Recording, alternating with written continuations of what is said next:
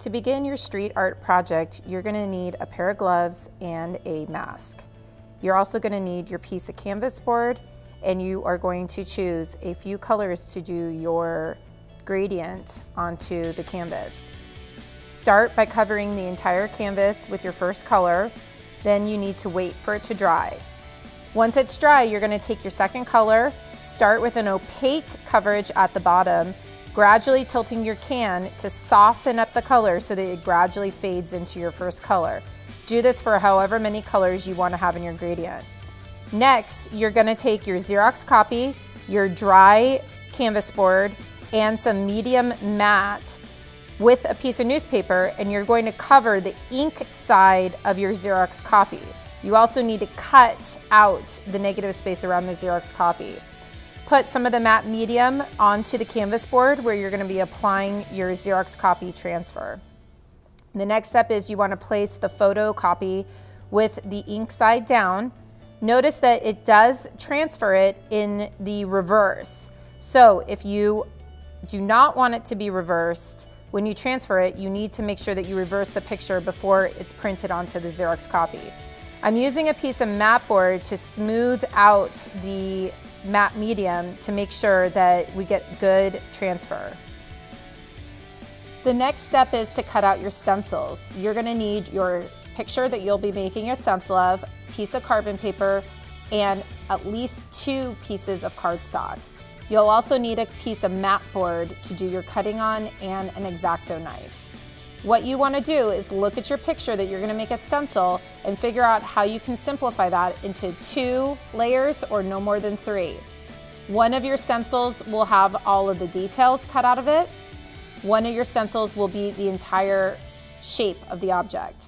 Notice that I'm cutting on the piece of matte board so that I'm not making marks onto the desk. Once your stencils are cut out and your matte medium has dried on your piece of canvas board, the next step is going to be to remove the paper off of the canvas board. What's going to happen is that the matte medium has secured the ink to the canvas, but it has not secured the paper completely. So you need to use a spray bottle, spray your canvas with water, and then very carefully start getting the paper off of the canvas. This takes quite a bit of work, and you need to make sure that you don't use too much scratching because you may end up scratching the ink off of the canvas as well. So just be careful to remove just the paper.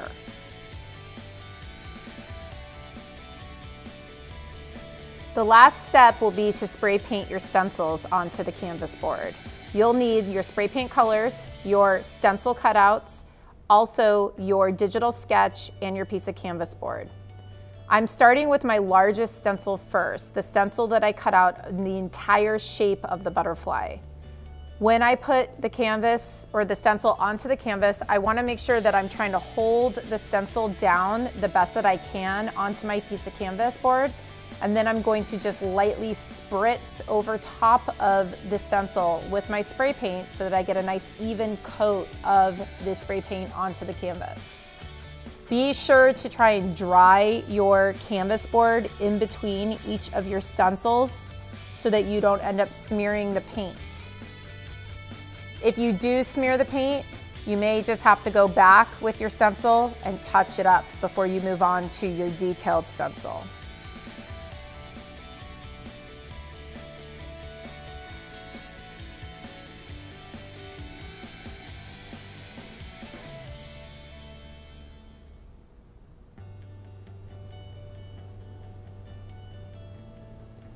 When you're done adding all of your base stencils, your first stencil, the stencil of the entire object, then you're ready to go over top of that with your detailed stencil.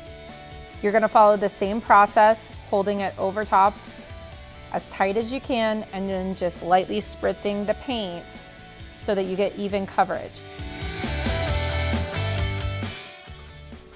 Once you're done spray painting your stencils and your artwork is dry, your street artwork is complete.